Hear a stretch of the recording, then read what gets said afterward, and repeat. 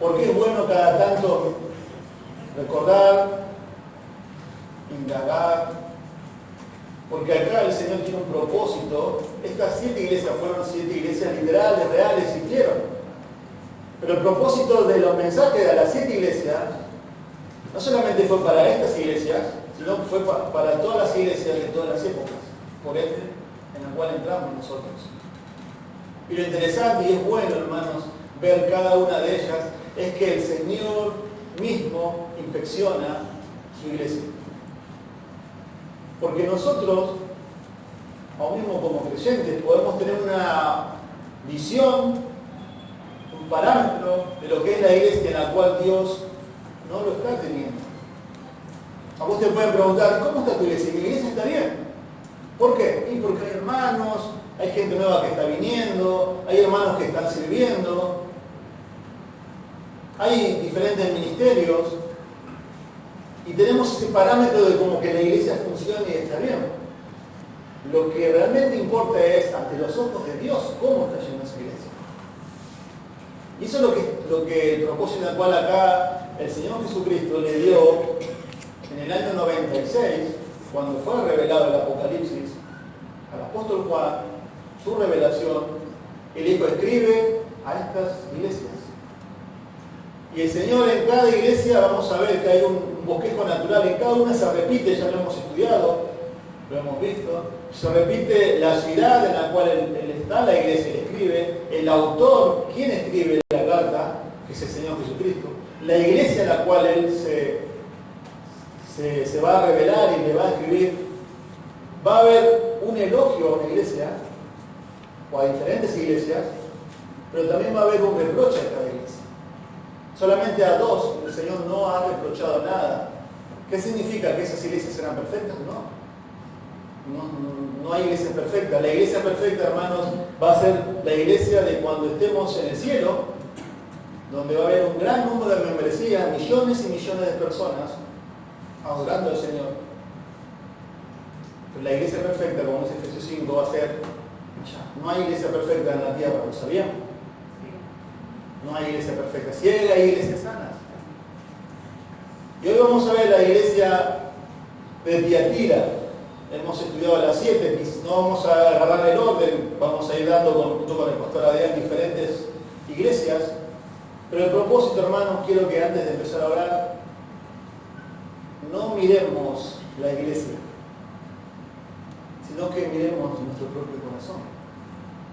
Porque la tendencia natural nuestra es, la iglesia es esto, la iglesia es esto, la iglesia no hace esto, la iglesia no hace aquello. Y vuelvo a reiterar, y antes de empezar y antes de orar, la iglesia no es el templo, ¿sabían? No es este lugar físico. La iglesia es un organismo vivo compuesto por creyentes, en la cual Dios ha salvado, ha redimido para su gloria. Entonces cuando decimos la iglesia es esto, la iglesia es esto, la iglesia no hace esto, estoy hablando mal de mí mismo, porque yo soy la iglesia, soy cristiano, ¿o no? Nuestra tendencia es la iglesia es esto, la iglesia es esto. Y el Señor acá está inspeccionando la iglesia como el dueño de la iglesia. Él es el dueño, ¿no? Y Él dice que Él se pasea por la iglesia.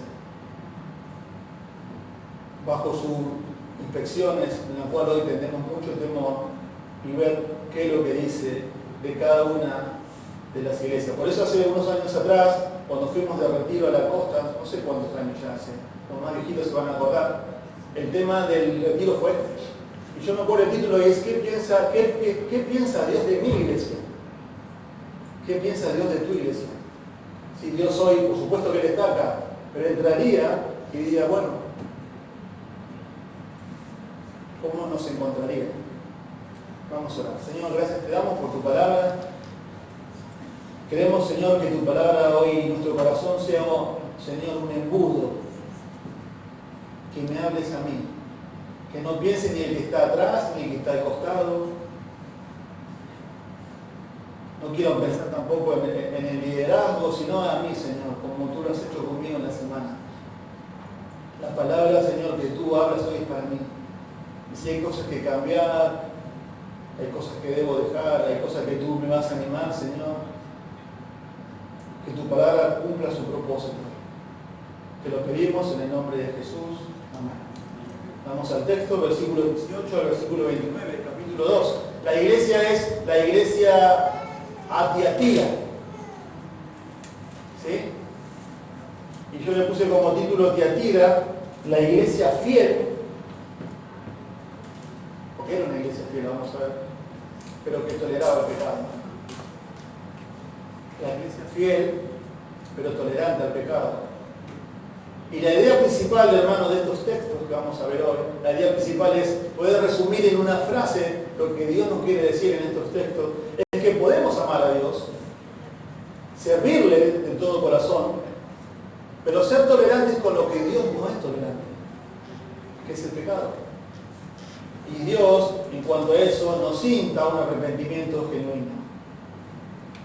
Por eso, ante los ojos nuestros, podemos creer que la iglesia va bien o una iglesia funciona bien. El tema es, ¿qué pasa cuando Dios la inspecciona con sus propios ojos? Y escribe al ángel de la iglesia en Tiatira, el Hijo de Dios, el que tiene ojos como llama de fuego y pies semejantes al bronce bruñido, dice: yo conozco tus obras, mi amor, y fe, y servicio, y tu paciencia, y que tus obras postreras son más que las primeras. Pero tengo unas pocas cosas contra ti, que toleras que esa mujer, Jezabel, que se dice profetiza, enseña y seduzca a mis siervos a fornicar y a comer sacrificada a los ídolos. Y le he dado tiempo para que se arrepienta, pero no quiere arrepentirse de su fornicación. Y aquí, versículo 22, yo la arrojo en cama. Y en gran tribulación a los que con ella adulteran, si no se arrepienten de las obras de ella. Y a sus hijos heriré de muerte, y a todas las iglesias sabrán que yo soy el que escudriña la mente y el corazón. Yo daré a cada uno según vuestras obras. Pero a vosotros y a los demás que están en Tiatira, a cuantos no tienen esta doctrina y no han conocido lo que ellos llaman las profundidades de Satanás, yo os digo, no os impondré otra carga. Pero lo que tenéis retenerlo hasta que yo venga. Al que venciere y guardare mis obras hasta el fin, yo le daré autoridad sobre las naciones, y las regirá con vara de hierro, y serán quebradas como vaso de alfarero, como yo también la he recibido de mi Padre. Y le daré la estrella de la mañana. El que tiene oído, oiga lo que el Espíritu dice a las iglesias. Tiatira, la iglesia fiel, pero que toleraba el pecado. Vuelvo a reiterar el bosquejo natural que tiene cada una de estas 7 iglesias. La ciudad, el autor, la iglesia, el elogio y el reproche que se me hace. Vamos a ver un poquito cómo era esta ciudad, porque el contexto cultural e histórico nos va a servir para interpretar mejor el texto. Bueno, Tiatira no era un centro religioso como Pérgamo y Éfeso, ¿sí? Que luego, bueno, si quiere usted léalo esta tarde con el mate para ver. Era una ciudad muy chica, pero no se basaba en un centro religioso como era la iglesia de Éfeso. Éfeso era la iglesia madre de estas 7 iglesias, ¿sí? La iglesia de Éfeso. Sino que esta iglesia se caracterizaba, era una ciudad muy chica, pero era una ciudad que estaba en su apogeo, en su fomentación de su crecimiento económico. Era una ciudad muy comercial, para que ustedes entiendan mejor. Bueno, dice que ahí se basaban mucho los artesanos, producían una serie de mercaderías, había panaderos, pintores, curtidores, sastres, alfareros, trabajaban la lana, el lino, el metal y sobre todo el cobre. Pero lo más interesante de esta ciudad, para que ustedes entiendan bien esto, lo voy a volver a repetir en varios lugares de la predicación, es que Tiatira era un centro industrial controlado por gremios, o sea, por los sindicatos, lo que conocemos. O sea que todas las personas que generalmente habitaban esa ciudad debían afiliarse a un sindicato para poder trabajar.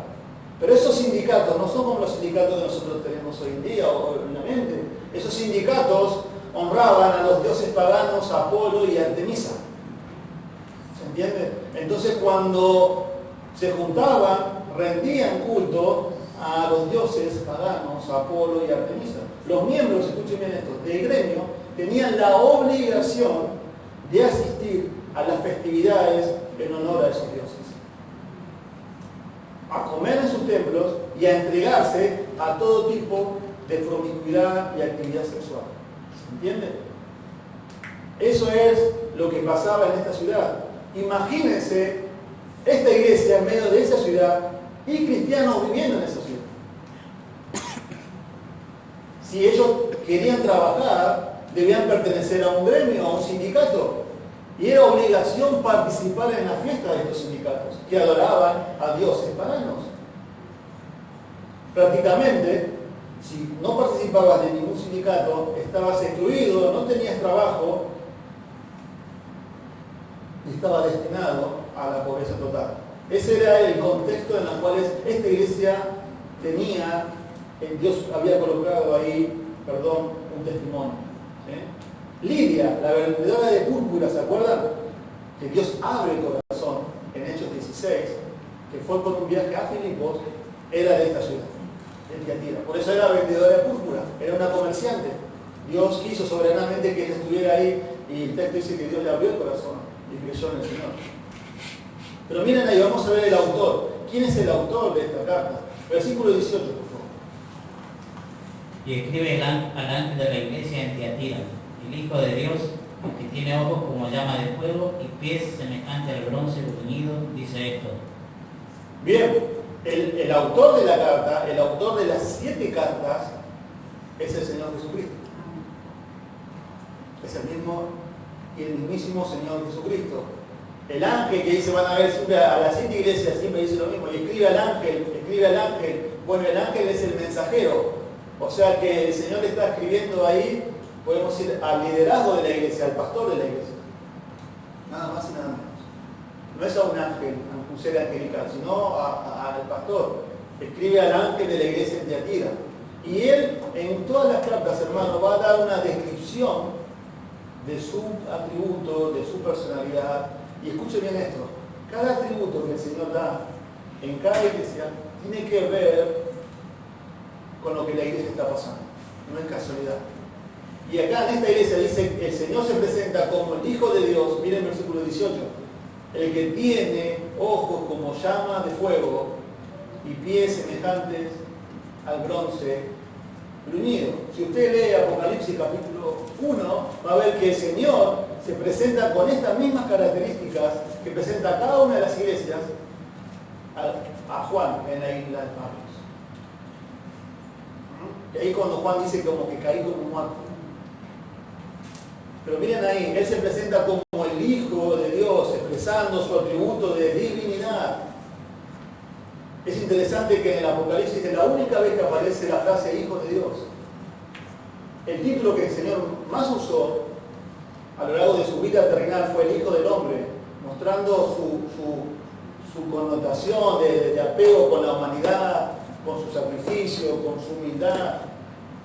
Pero el Hijo de Dios tiene que ver con su divinidad. Quizás para que las personas que están leyendo esta carta, los creyentes en la iglesia de Tiatira entiendan que Él es el único Dios. Que pueden ser llevados a una fiesta de un sindicato a adorar a Apolos y a Artemisa, pero Él es el Hijo de Dios, Él es el único Dios. Y Él merece ser digno de ser adorado. La pregunta que también me hago y les hago antes de seguir, ¿no? Porque esto fue algo así. ¿Qué pasaría con ustedes, con nosotros, si estuviesen en esa iglesia? Imagínense por un momento eso. Llega una carta a la iglesia está congregada, como estamos congregados en un momento. Llega una carta, es leída a la iglesia, como ahora ustedes están todos acá, es una carta del mismísimo Señor Jesucristo. Y el Señor Jesucristo dice a la iglesia bautista misionera de San Miguel le digo esto. Y dice lo que le está diciendo a Teatira. ¿Cuál sería tu reacción? O llorás, o te vas, o alabás. Y eso es lo que está pasando, para que ustedes entiendan un poco cómo era el contexto. Y el Señor dice, yo soy el Hijo de Dios, el que tiene ojos como llama de fuego, el que tiene ojos como llama de fuego. La idea ahí es un tono amenazante, escudriñadora. El Señor siempre utiliza un símil y le dice como llama de fuego, para que nosotros entendamos un poco cómo es Dios. Porque Dios no tiene llama de fuego, Dios es espíritu, Dios no tiene ojos. Pero lo que usa Dios en su palabra es para que nosotros entendamos la palabra de Dios. ¿Se entiende? Y tomamos una imagen gráfica en nuestra mente, y ahí está diciendo que Él es, dice, miren, como llama de fuego. Sus ojos como llama de fuego. Habla de una mirada que todo lo sabe, que todo lo conoce, aún los pensamientos y las intenciones del corazón.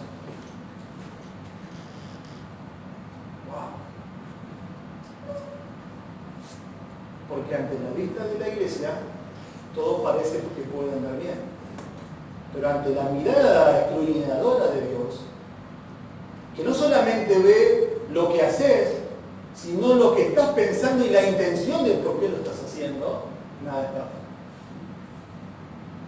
Vos podés estar sirviendo a Dios, yo puedo estar sirviendo a Dios y haciendo esto o haciendo aquello, pero mi motivación y mi intención es otra que glorificar a Dios. ¿Se entiende? Pero Dios, que todo lo sabe y que todo lo ve, no podemos separar. Y eso es lo que está diciendo, miren ahí. Por eso Hebreos 4:13 dice, porque la palabra de Dios es viva y eficaz, más cortante que toda espada de doble filo, que penetra hasta partir el alma y el espíritu. Hasta ahí llega la palabra de Dios. Hasta donde el hombre no llega. Las coyunturas y los tuétanos que dicen los pensamientos y las intenciones del corazón. Dios llega a donde nadie llega. Por eso, hermanos, la psicología, lo que usted quiere llamar, es antibíblico, porque la psicología es psiquis, mente, logía, estudio, es el estudio de la mente. El hombre no puede estudiar la mente, porque no llega ahí. ¿Quién solamente llega a la mente? Dios.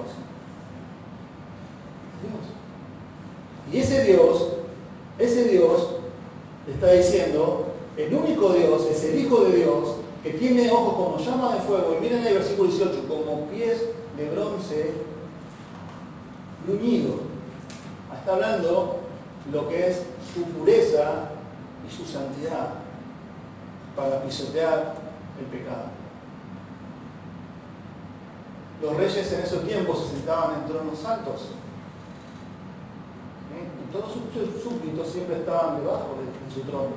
Por eso se usa mucho la frase en la Biblia que Él va a poner sus enemigos por debajo de sus pies. Da la idea ahí de que Él está en el trono, Él observa todo, incluso, es interesante, ¿no? Para el mundo, ¿no? Para el mundo, Él un día va a juzgar todo. Seremos juzgados. Y Él es santo. La idea, hermano, de esos pies así es que Él juzga, examina y va a hacer justicia en contra del pecado en su iglesia. La pregunta que yo les hago y me dice, ¿no nos da temor eso? ¿No nos da temor eso? Eso es lo que está diciendo el Señor. Una iglesia puede tener un buen testimonio para la comunidad, para otras iglesias, incluso para el mundo entero. Pero lo que cuenta realmente es cómo nos ve el Señor. Y el Señor está ahí, paseándose por medio de sus candeleros, dice. Y ahí Él es el autor, como vimos. Miremos la iglesia, versículo 19. Yo conozco tus obras y amor y fe y servicio y tu paciencia y que tus obras postreras son más que las primeras. Bueno, acá el Señor empieza a hablarle a la iglesia y dice, ¿cómo era la iglesia? Mira el versículo 19, yo conozco tus obras. Y amor. Y fe, dice. Y servicio. Y tu paciencia. Y que tus obras postreras son más que las primeras. ¡Wow! O sea, el Señor está viendo algo bueno en la iglesia. Está viendo, miren acá vemos el elogio que el Señor está haciendo. Es interesante, hermanos, que si podemos estudiar las 7 iglesias, ya en Tiatira, es como que hay 2 grupos de iglesias. Está Éfeso, miren ahí, ustedes lo ven ahí, la primera, versículo 1. Luego sigue Esmirna, luego está Pérgamo, ya entra Tiatira, luego está Sardis, está Filadelfia y luego sigue la Odisea. Hemos estudiado a todas. Lo interesante es que a partir de Tiatira es como que comienza una espiral descendente de las iglesias. Va en caída. Va en caída. Y Cristo comienza elogiando a esta iglesia. Miren, y destaca 5 características a tener en cuenta a mitad de Tiatira. Pero estas 4 primeras se dividen en 2 grupos. Miren ahí, yo conozco tus obras, dice. Y dice, y amor. Lo primero que menciona de esta iglesia, y lo que resalta de esta iglesia, es el amor. Cosas que en Éfeso había reprochado.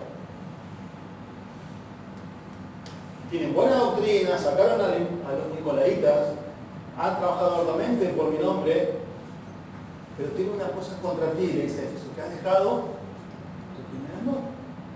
O sea, una iglesia muy celosa doctrinalmente, bien doctrinalmente, tan celosa de la doctrina que amaba más la doctrina que a Dios. Sin embargo, en Tiatira dice, yo conozco tus obras y tu amor. Y ese amor se ve evidenciado, miren ahí, en lo que es en el servicio, porque el Señor lo está recalcando. Y la fidelidad, la fe, miren ahí, la fe es sinónimo de fidelidad, está resaltado, como dice ahí, con tu paciencia. ¿Qué significa esto? Que el amor que esta iglesia tenía se veía reflejado en el servicio de los hermanos. ¿Sí? Y su fe, su fidelidad, su constancia se veía reflejada en su paciencia, en su perseverancia, en su constancia a Dios a pesar de las dificultades. Y el Señor está recalcando eso. Miren, su amor por Él se ve reflejado en su servicio era constante, su fidelidad se hizo más fuerte. ¿Por qué? Porque miren, dice el versículo 19, tus obras últimas, postreras, son más que las primeras. Yo le estoy diciendo a esta iglesia del himno, ¿no? Como ustedes empezaron, ustedes están sirviendo más que hace 40 años atrás. De cuando empezó la iglesia. Qué lindo es eso. Es la primera iglesia que es reconocida por el amor a Cristo. Y ese amor se ve reflejado en el servicio, en el ministerio de los hermanos. Y su fidelidad se veía reflejada, mira ahí, en su paciencia. La palabra paciencia es hupomone, es permanecer bajo, es su constancia. Que a pesar de la dificultad, a pesar de lo que ellos estaban viviendo ahí, recuerden el contexto de la ciudad, la presión de los sindicatos, el adorar a esos dioses, el ir a fiestas paganas, el comer carne sacrificada, siguen fieles al Señor. Y siguen fieles al Señor mucho más que cuando comenzaron su vida cristiana. Hermano, el punto acá es que ellos seguían creciendo en la fe, seguían creciendo en su servicio, seguían creciendo en su amor. Por eso, ¿era una iglesia fiel o no? ¿Sí o no? Sí que era una iglesia fiel. Por supuesto que sí. Pero también tenemos que ver cómo Dios nos ve. Y ahora vamos a entrar a eso. Pero hermanos, el punto acá también es ellos seguían creciendo, ellos estaban creciendo, ellos seguían creciendo y más o menos ha pasado 40 años de su fundación. Estas iglesias, el texto no lo dice, pero la mayoría dicen que nacieron por el ministerio del apóstol Pablo cuando predicó en Asia Menor, 40 años atrás. Ellos seguían fieles. Vamos a decir, más fieles que hace 40 años. Porque estaban creciendo. Qué lindo eso, ¿no? Seguir creciendo y creciendo y creciendo y decir, pastor, quiero seguir creciendo, quiero seguir aprendiendo la palabra de Dios, queremos seguir creciendo, queremos seguir creciendo. Acá yo tengo, dice el ejemplo del apóstol Pablo. 2 Timoteo capítulo, terminando su carta, Pablo dice, yo estoy pronto a ser sacrificado, dice. He corrido la buena batalla, he acabado la carrera, he guardado la fe. Por más me espera la corona de vida, dice, la cual me dará el Señor.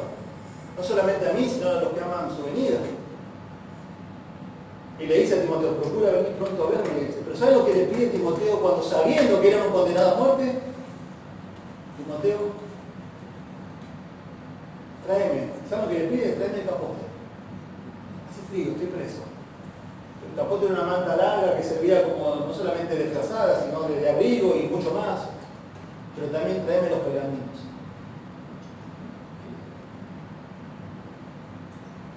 ¿Qué pedirías vos sabiendo que son tus últimos días? Porque Pablo sabía que iba a morir. Él lo dice en el versículo 6. Tráeme el capote y tráeme los pergaminos. Pero era el apóstol Pablo, pero él se quería seguir estudiando y creciendo en el conocimiento de Jesucristo. Pero mira el versículo 20 al 23.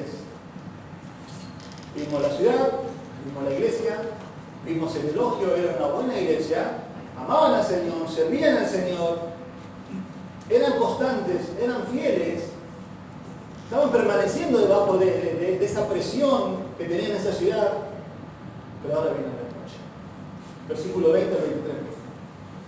Pero tengo unas pocas cosas contra ti, que toleras que esa mujer Jezabel, que se dice profetiza, enseñe y seduzca a mis siervos a fornicar y a comer cosas sacrificadas a los ídolos. Y le he dado tiempo para que se arrepientan, pero no quiere arrepentirse de su fornicación. Y aquí yo la arrojo en cama y en gran tribulación a los que con ella adulteran, si no se arrepienten de las obras de ella. Y a sus hijos heriré de muerte, y todas las iglesias sabrán que yo soy el que escudriña la mente y el corazón. Y os daré a cada uno según vuestras obras. A mí me gustaría terminar la carta, que termina en el versículo, como vimos, en el versículo 19, ¿no? Pero la carta sigue. La carta la está escribiendo el Señor. Y el Señor ve lo que nadie ve en la iglesia. Vuelvo a reiterar, una iglesia puede parecer bien vista ante los ojos de toda la congregación, de todos los miembros, de su liderazgo. Es fiel al Señor, hay hermanos que están creciendo, hay hermanos que aman al Señor, pero hay algo que el Señor solamente ve. Y que el Señor, como ser el dueño de la iglesia, la inspecciona y lo saca a la luz. Y ahí sí pasó por mentira. Miren ahí, versículo 20, pero tengo unas pocas cosas contra ti. No todo anda bien en la iglesia. Hay algunas cosas, pocas, pero hay. Bueno, ¿qué es lo que esta iglesia, cuál fue su pecado? Viene el cambio abrupto que hay acá, ¿no? Viene del elogio, del amor, del servicio, de la paciencia, de su fe. El problema no era externo, el problema era interno. Y eso, hermanos, estaba como un cáncer, pudriendo el cuerpo. Y se empezó a diseminar y a expandir. Y empezó a hacer metástasis en la iglesia. Pero una iglesia buena, no todo es malo, lo malo de todo ya es la Odisea. ¿Sí? Una iglesia llena de inconversos. Por eso es una espiral descendente. ¿Sí? Pero miren acá, no todo era malo, había paciencia, había amor, había servicio, pero había algo que el Señor ve y que le dice y nos insta a arrepentirse. Miren ahí, versículo 19. Ellos fueron tolerantes con lo que Dios no es tolerante. ¿Se entiende? Ellos fueron tolerantes con lo que Dios no es tolerante, con la inmoralidad, con la falsa doctrina y con la idolatría. La pregunta que yo me hago y les hago es: ¿puede un cristiano caer en inmoralidad? ¿Puede un cristiano caer en idolatría? ¿Sí? Y cuando hablo de idolatría no es llevar una virgen, ponerla en nuestra mesita de luz y dejarlo ahí y arrodillarme a ella. No es eso. El problema de esta iglesia, que fue la tolerancia, escuchen bien esto, sin la confrontación del pecado mismo. ¿Se entiende? No confrontó y fue tolerante con lo que Dios no es tolerante. Versículo 20, pero tengo unas pocas cosas contra ti, que toleras que esa mujer Jezabel, que se dice profetiza, enseña y se educa a mis siervos, a mis doulos, a mis esclavos, a fornicar y a comer cosas sacrificadas a los ídolos. Bueno, pero pastor, ¿quién es esta mujer? ¿Esta mujer se llamaba Jezabel? No, es un nombre simbólico. Pero a lo que les está escribiendo, ellos rápidamente se familiarizaban con ella. ¿Saben con quién? Con la Jezabel del Antiguo Testamento. Para los que no saben, no están muy familiarizados con Jezabel, Jezabel fue una mujer no mala, muy mala en la Biblia. Jezabel fue la mujer del rey Acab. El rey Acab fue uno de los reyes más malos que tuvo Israel. Y a tal punto que la Biblia dice que el colmo de la maldad de Acab fue, dice, que se casó con Jezabel. Imagínense. Bueno, eso está, si quieren anótenlo, yo se lo leo. Primera Reyes 16:33. Acab, esta mujer fue tan malvada que todos los días de su vida comía con 450 profetas de Baal y con 450 profetas de Acera, comían en su mesa. Imagínense eso. Profetas de dioses extraños, paganos.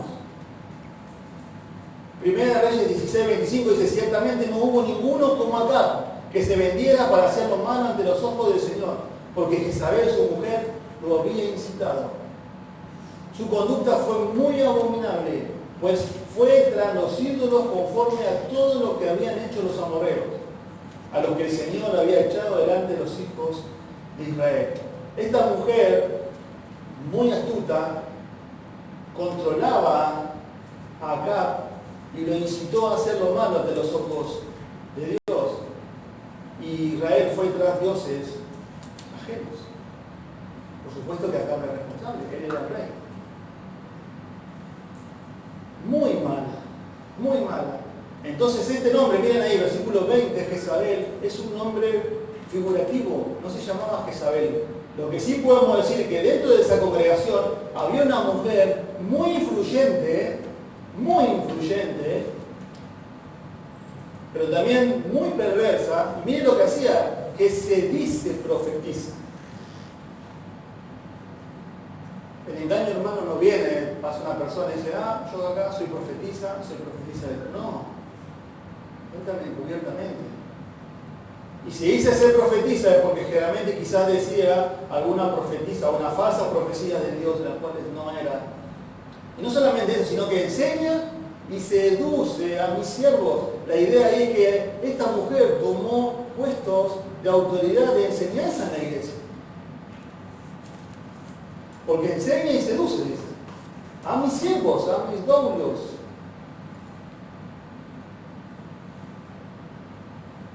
Dice, a fornicar y a comer cosas sacrificadas a los ídolos. Ahí el contexto no está hablando de algo físico, sino de un adulterio espiritual, de una fornicación espiritual. Esta iglesia toleró a esa mujer,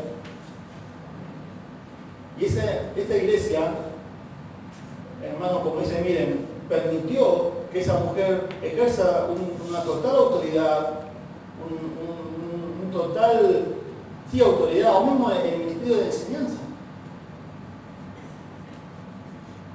Siempre decimos, ¿cómo llegó ahí? ¿Cómo le permitieron llegar ahí a esa mujer? Porque la iglesia lo toleró y la iglesia lo permitió. Quizás se te viene a la mente, bueno, pero ¿para qué están los pastores? Bueno, sí, por supuesto que sí. La Biblia ya en el Nuevo Testamento enseña que la mujer, no voy a entrar en ese tema, ya lo hemos enseñado muchas veces, que el rol de la mujer en el culto, en la iglesia, no es la enseñanza, no es el pastorado, no es porque seamos machistas, sino porque Dios lo dice. Y miren, ya 40 años después de la revelación del Nuevo Testamento, cerrando el canon, ya se hizo omiso a la palabra de Dios. Ya había mujeres enseñando, algo que en Corinto había pasado, ¿recuerdan? Ya había mujeres profetizando.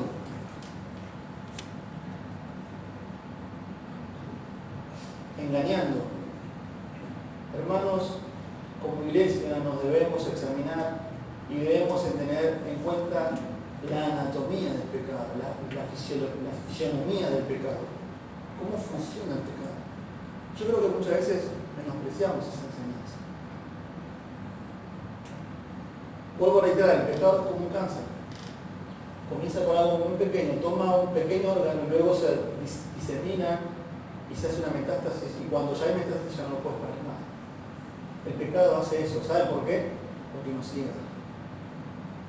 Porque nos ciega.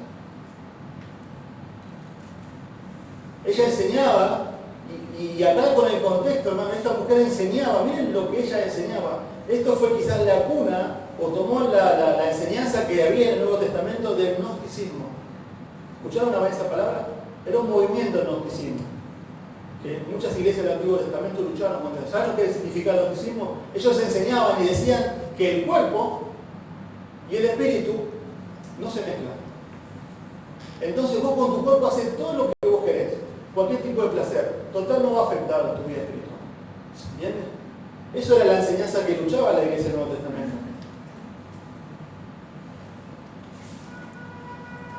Y miren, le dice ahí, a fornicar y a comer cosas sacrificadas de los ídolos.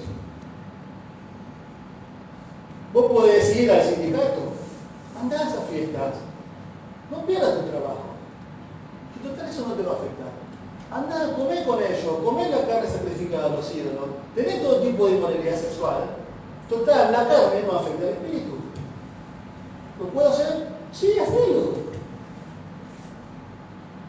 ¿Entienden el contexto? ¿Entienden lo que está pasando? ¿Entienden la tolerancia de esta iglesia? ¿Lo que está pasando acá? Quedate en esas fiestas. Eso no va a afectar tu vida espiritual. Luego anda el domingo, cantarle alabanzas al Señor, ofrendar al Señor y escucharle su palabra. Si no te afecta. La iglesia toleró algo que Dios no tolera. Algo que Dios llama pecado. Pero ¿saben qué es lo que más nos cuesta a la iglesia, a todos, incluyéndome a mí como pastor? Es la confrontación. Porque muchas veces decimos, la confrontación es falta de amor. Pregunta, ¿qué es más importante, el amor o la verdad? Ninguna de las dos. Las dos son importantes, porque ningún atributo de Dios se contradice con el otro. Dios es amor y Dios es verdad. ¿Es así o no? La Biblia lo dice. Pero muchas veces nosotros o las iglesias se van para un bando. Dios es amor. Dios es amor. Y con esa bandera de Dios es amor, permiten y toleran que la verdad sea manipulada. Y muchas veces la verdad de nuestra bandera, la doctrina, que está bien, como le pasó a Éfeso, pero dejan del lado del amor.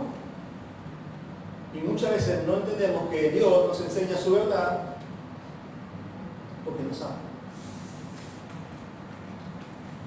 El punto de la iglesia es encontrar el equilibrio justo. La verdad del amor, dice Pablo. La verdad del amor. Y no nos gusta confrontar el pecado. Porque no es nuestra naturaleza. Y la iglesia se acostumbra a eso. Y la iglesia tolera eso. Y ellos dicen, no. ¿Saben que el mundo en el cual vivimos, hermanos, no me van a dejar mentir, el mundo postmoderno, la visión del mundo que hoy vivimos es que ha hecho una bandera de la tolerancia, ¿no? La tolerancia hoy es que no puedes juzgar como malo ningún estilo de vida debido a que si lo haces eres intolerante, ¿o no? Yo no puedo juzgar un estilo de vida. ¿Quién sos vos para juzgar un matrimonio igualitario? ¿Quién sos vos para condenar el aborto si la mujer es dueño de su cuerpo? ¿Quién sos vos para condenar a dos mujeres que se aman, que pueden tener un matrimonio, una familia no convencional? Vivimos en un mundo tolerante y si vos condenas eso sos intolerante, ¿o no? ¿No te pasa? A mí me pasa. Vivimos en ese mundo. El cristiano que no aprueba ese estilo de vida que Dios desaprueba, sos intolerante. Bueno, pero hay que ver qué es lo que la Biblia llama tolerancia. Lo que Dios llama tolerancia. Y eso se infiltra en la iglesia. Entonces, no, yo no puedo juzgar al hermano por lo que está haciendo. Lo hemos visto, ¿se acuerdan? En Santiago habla de eso. Miren ahí, versículo 21, observen el texto. Miren la paciencia de Dios. Y he dado tiempo para que se arrepienta. Pero no quiere arrepentirse de su fornicación.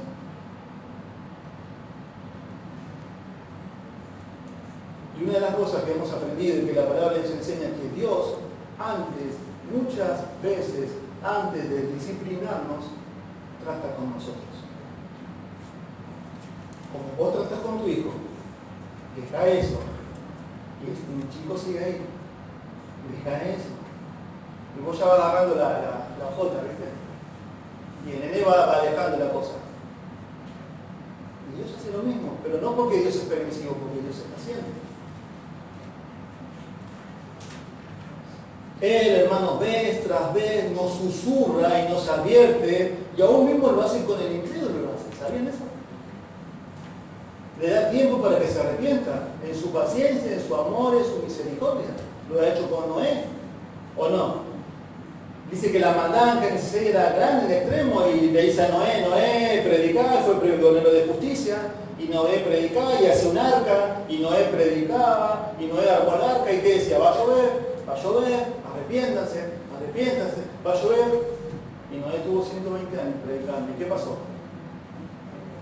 Vio y el mundo entero se destruyó, y Dios destruyó a todos menos 8. Lo mismo lo hizo con Israel. Todos saben la historia, 12 tribus de Israel, 10 al norte, 2 al sur. Pecado tras pecado, hice tras dioses ajenos, y Dios le enviaba profetas, y le enviaba profetas, y le enviaba profetas, y le enviaba profetas, hasta que llegó el colmo. Dios castigó a la nación del norte, año 722 a.C., con el imperio de Asiria. Luego fueron cautivos, quedaron 2 tribus del sur, Benjamín y Judá, y seguían pecando, y fíjese lo que hice adelante, fíjese lo que hice arriba, fíjese lo que hice en el norte, y les enviaba profetas, y ahí está Jeremías predicando. 150 años de paciencia de Dios, y llegó el juicio de Dios a la tribu del sur. ¿Ven cómo es Dios? Ven que Dios antes de la disciplina nos trata, pero Dios tiene una paciencia. La paciencia de Dios se agota. Aplicando el texto, ¿no será que Dios está hoy dándonos tiempo para que podamos arrepentirnos de un pecado que estamos practicando?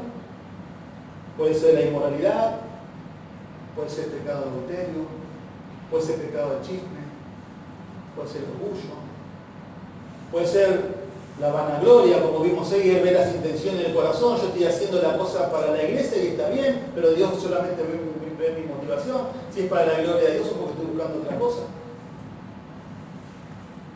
Pero también esto es aplicado para el incrédulo, que está hoy sentado acá o los que nos están viendo por internet. La paciencia de Dios se agota. La paciencia de Dios se agota. Porque venís escuchando, pero no querés arrepentirte como pasó con esta mujer.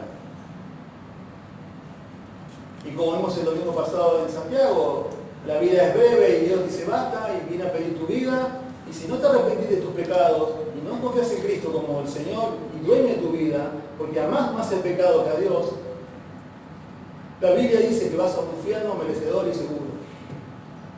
Es así, es simple. Y lo vimos diciendo domingo tras domingo. El infierno existe.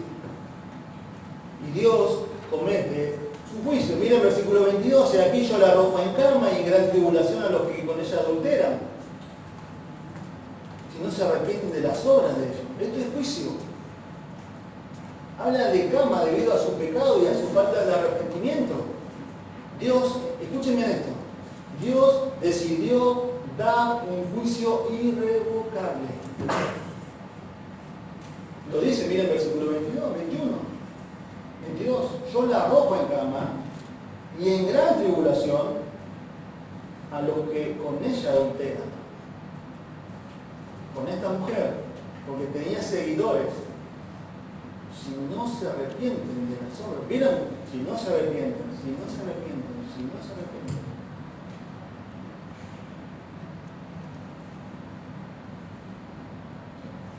No hay vuelta atrás.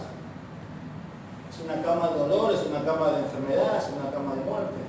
Es interesante porque cada vez como en la iglesia hay dos grupos, ¿no? Hay un grupo que se pegó tanto a esta mujer, tanto a esta enseñanza, tanto a este pecado,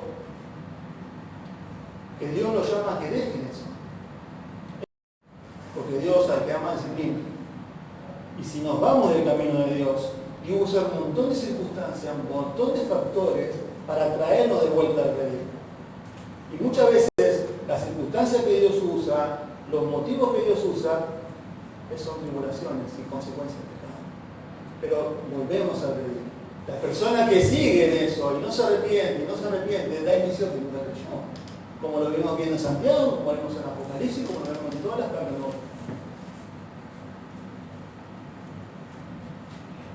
Viene el versículo 23, y a sus hijos heriré de muerte. Y todas las iglesias sabrán que yo soy el que escudriña la mente y el corazón. ¿Por qué dice sus hijos? ¿Esta mujer tuvo hijos? No, hermano, está hablando de otra generación dentro de la iglesia. Esta iglesia fue fundada 40 años atrás, más o menos en toda la iglesia que fueron fundadas en el Nuevo Testamento. Estamos en el año 90 de la revelación. 30, 40 años atrás. Ya estaba otra generación naciendo en la iglesia. Preguntan, ¿saben cuántos años tiene esta iglesia? Más o menos. ¿Saben, no? ¿Cuántos años tiene Adriana? ¿De 35 a cuánto? A 40. O sea, hay otra generación que están haciendo. Y esos se pegaron a lo que esta mujer seguía enseñando y pregonando en la iglesia. ¿Ven lo que está pasando acá? Y eso es lo que está diciendo el Señor ahí. No son hijos biológicos, sino hijos espirituales. Es otra generación. Quizás estos no son genuinos creyentes. Dice, y no han conocido lo que ellos llaman la profundidad de Satanás. ¿Qué es la profundidad de Satanás? Lo que ellos estaban enseñando. Que el cuerpo con el espíritu no se mezcla. Entonces hagan y den rienda suelta de placer a todo tipo de pecados. Y total no afecta eso. No afecta a tu vida espiritual. Vení el domingo, cantá al Señor, serví al Señor. Tenés un ministerio, pero lo que vos haces en la semana no afecta. Wow. Eso es lo que ellos habían tolerado. ¿Ven el propósito del Señor en inspeccionar su iglesia? Porque Él debe purificarla. Porque es su iglesia.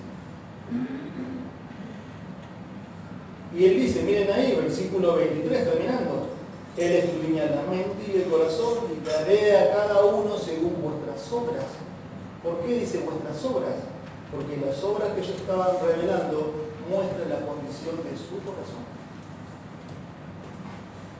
lo que realmente era.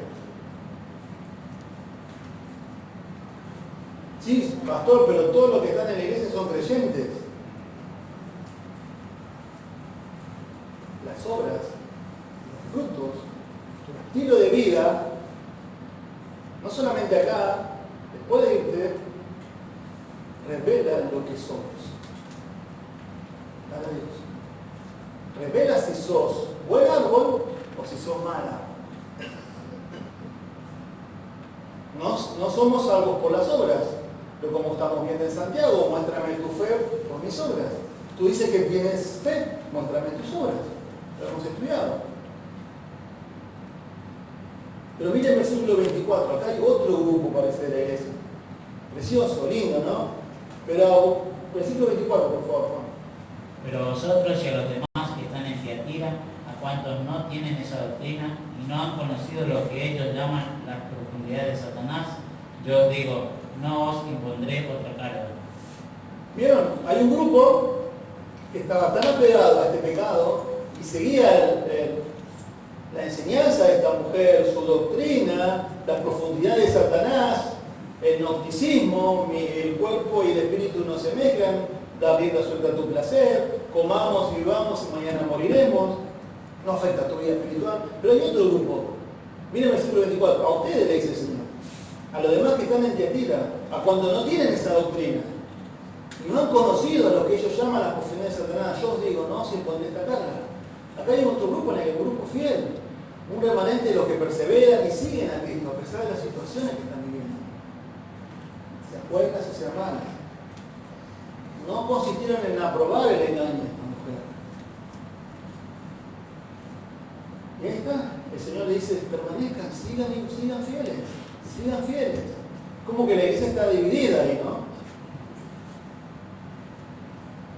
Dice, yo no les voy a poner otra carga. El punto es, no van a pelear contra ellos. Yo me voy a encargar. Lo que el Señor está diciendo es, sigan amando al Señor. Sigan sirviendo al Señor. Sigan estudiando las Escrituras. Sigan siéndole fiel al Señor. Puede un sindicato sacar del trabajo, pero el Señor se va a encargar de eso. Sigan siendo fieles a Dios. Puedes estar enfermo, puede haber una enfermedad, sigan siendo fieles al Señor, perseveren. Me encanta eso, es precioso. Hay hermanos así en esta iglesia también. Acá estoy hablando yo como pastor. Siguen permaneciendo fieles. Sigan permaneciendo fieles. ¿Saben que lo que me impacta a mí? Y estudiando un poco, porque usted puede estudiar la historia de estas iglesias. Estas iglesias fueron reales y es interesante que casi ninguna permaneció fiel. Ya en el siglo II, no se sabía más nada de estas iglesias. Muchos dicen que la iglesia de Tiatira, fue víctima de un movimiento que luego surgió otro movimiento más llamado el movimiento montanista, de un tal Montano. Montano, muchos en los libros dicen que fue como el primer pentecostal. Él dijo que él decía ser el Espíritu Santo. Esa era su doctrina. Quizás esta iglesia fue fiel en este momento, pero luego vino otro movimiento, lo abrazó y ese candelero se apagó. Yo me hice la pregunta, si Dios quiere, ¿no? Su soberanía. ¿Qué va a pasar con esta iglesia dentro de 50 años? ¿Dentro de 10 años? ¿Dentro de 20 años? ¿Qué va a pasar? ¿Se va a apagar el candelero? Porque estamos siendo tolerantes con lo que Dios no tolera. Pero también está la promesa que el Señor hace. Miren el versículo 25, 26 y 27. Pero lo que tenéis, retenedlo hasta que yo venga. Al que venciere y guardare mis obras hasta el fin, yo le daré autoridad sobre las naciones, y las regirá con vara de hierro, y serán quebradas como vaso de alfarero, como yo también la he recibido de mi Padre. y que daré la estrella de la mañana. El que tiene oído, oiga lo que el Espíritu dice a las iglesias. Pero el versículo 25 se conecta con el 24. Pero lo que tenés, retenerlo hasta que yo venga. ¿Quién es yo venga? El Señor está escribiendo. Y vuelvo a meter lo que recién les dije. Lo que tenés, seguir sirviendo al Señor, seguir amando al Señor, seguir sirviendo a los hermanos, seguir fiel a la iglesia, permanecer al Señor, seguir. Sí, pero pastor, es difícil todos los días. Siga, le dice el Señor. No lo digo yo, dice el Señor. Las situaciones del mundo son difíciles, sí, sigue fiel al Señor, permanece. Pero miren las promesas que le hace acá. Hay dos promesas. Versículo 26, miren el 27. Al que venciere y guardare mis obras hasta el fin. Ese al que venciere aparece en las 7 cartas. El vencedor ahí es sinónimo del genuino cristiano, el que permanece. No es el que todo lo puede, el que lo pelea todo. No. El que venciere habla de el que permaneció fiel. El que permanece. La doctrina de la permanencia de los santos, ¿no? El que comenzó la buena obra la va a perfeccionar hasta el día de Jesucristo. Filipenses habla de eso. Pero ella habla para los vencedores, para los creyentes genuinos que perseveran hasta el fin. Y hay dos promesas preciosas que el Señor les hace a este grupo de iglesia, a esta iglesia, a estos creyentes, ponen también a nosotros. Primero, miren, comparte la autoridad del rey y él promete el compañerismo con él. La autoridad, él comparte la autoridad que él tiene como rey con los genuinos cristianos y comparte su compañerismo. Miren el versículo 26. Venciere y guardare mis obras hasta el fin, yo le daré autoridad sobre las naciones. Las naciones. ¿De qué está hablando ahí? ¿Cuándo está hablando ahí? En el momento que Cristo está escribiendo la carta, está reinando, vamos por así decirlo, el Imperio Romano. ¿Tiene aplicación eso ahí que él dice, ahí en ese momento, yo le daré autoridad sobre las naciones? Si ellos prácticamente eran esclavos. No. Bueno, hoy en día, pastor, esto es aplicable a nosotros también, a la iglesia. Yo, dice, al que venciera el genuino cristiano y que guardare, que es fiel hasta el final, yo le voy a dar autoridad sobre las naciones. ¿Hoy la iglesia tiene autoridad sobre las naciones? No. ¿De qué está hablando entonces, señora? Del reino. Oh, pastor, otra vez con el reino. Es lo que el texto está. No puedo predicar otra cosa. El reino milenial, cuando Cristo, luego de su segunda venida, va a venir a reinar 1000 años en la tierra. En ese momento, una promesa escatológica dice que vamos a reinar con Él y Él nos va a dar, mire, dice, yo le doy la autoridad sobre las naciones. Eso también está en Salmo 2:9.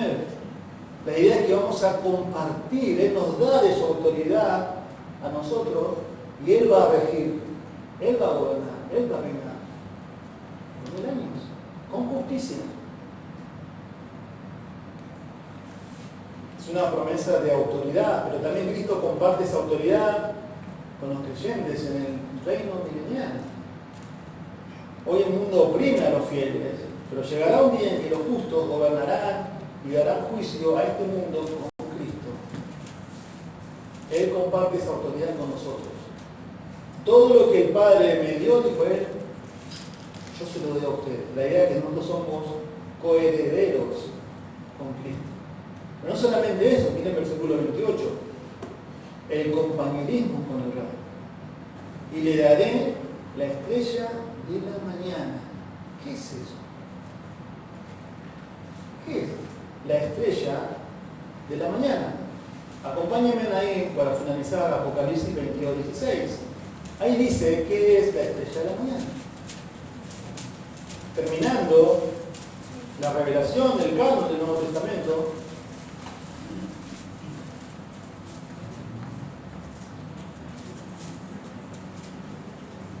el Señor dice, versículo 16, yo Jesús, ¿están ahí viendo?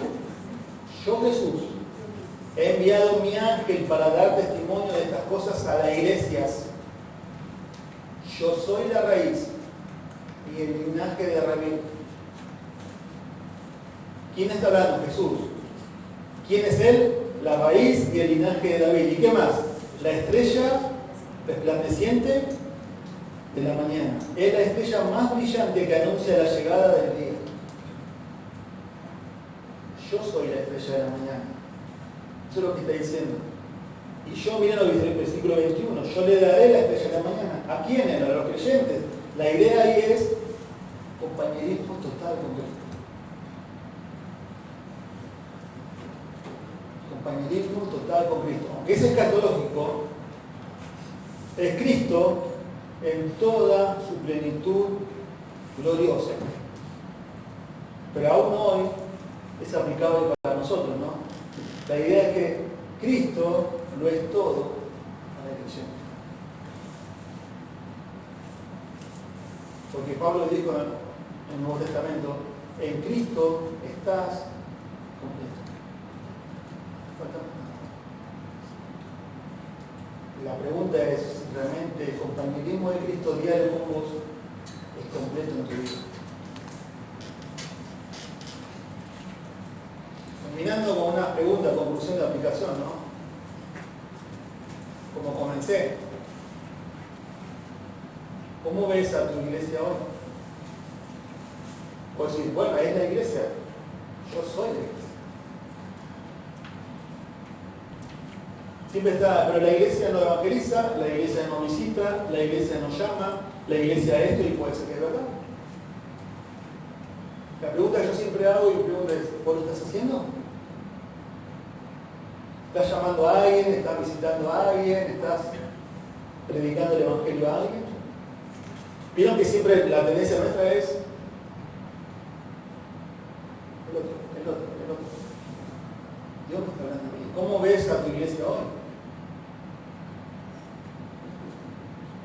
Si Dios entraría y les dio una carta, ¿no? ¿Cómo está tu amor al Señor hoy? ¿Se ve reflejado en el servicio a tus hermanos? Pero yo amo al Señor, ¿eh? Sí, pero ¿se ve reflejado ese amor a Dios? ¿Cómo está tu fidelidad al Señor? ¿Hay constancia? A pesar de las dificultades, de la situación económica, de los dolores, de la enfermedad, de la distancia. Y más incisivo que Dios quiere llegar, ¿no? ¿Qué pecado estás tolerando en tu vida?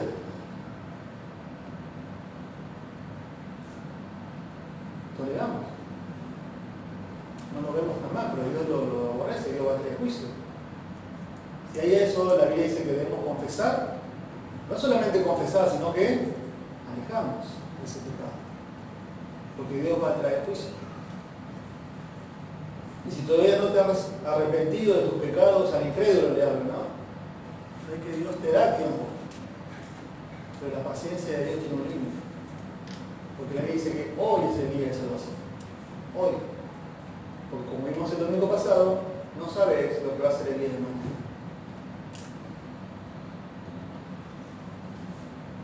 ¿Qué te hace pensar que vas a reinar con Cristo, que somos coherederos de Cristo, y que Él te toma como y te da su compañerismo total? ¿Te anima eso? ¿Estás lejos de Dios? Bueno, eso debe animarnos. Vamos a ver. Señor Padre, te damos gracias por tu palabra. Como dijimos hoy, es viva y eficaz. Señor, solamente tú, tu palabra y tus ojos llegan a donde nadie lo ve de mi corazón. Ni el pastor, ni mi esposo, ni mi esposa, ni mis hijos, Señor, ven lo que tú ves. Señor, como iglesia oramos para que realmente tengamos discernimiento, sabiduría, Señor. Y como veíamos, Señor, dependemos de ti, que tu candelero siga prendido, Señor, en la iglesia. No quites tu presencia, Señor, de aquí. La iglesia puede estar funcionando bien, hay ministerios, hay personas fieles, pero tú puedes quitar tu presencia, Señor. Como lo has hecho con Israel. Has quitado tu presencia del templo. Señor, no lo hagas. Y si estamos tolerando algo que tú, Señor, no toleras, pedimos perdón, que podamos arrepentirnos, pero a la vez también confrontar con eso, Señor, realmente, en amor, en misericordia, pero hacerlo, Señor, unos a otros, porque tu santidad está en juego, Padre. Tú eres santo, Señor, y no toleras el pecado en tu iglesia. Ayúdanos, Señor, danos de tu gracia, danos sabiduría y abre nuestros ojos, Señor, si hay algo que no estamos viendo, con tus ojos. Te lo pedimos en el nombre del Señor Jesús. Amén.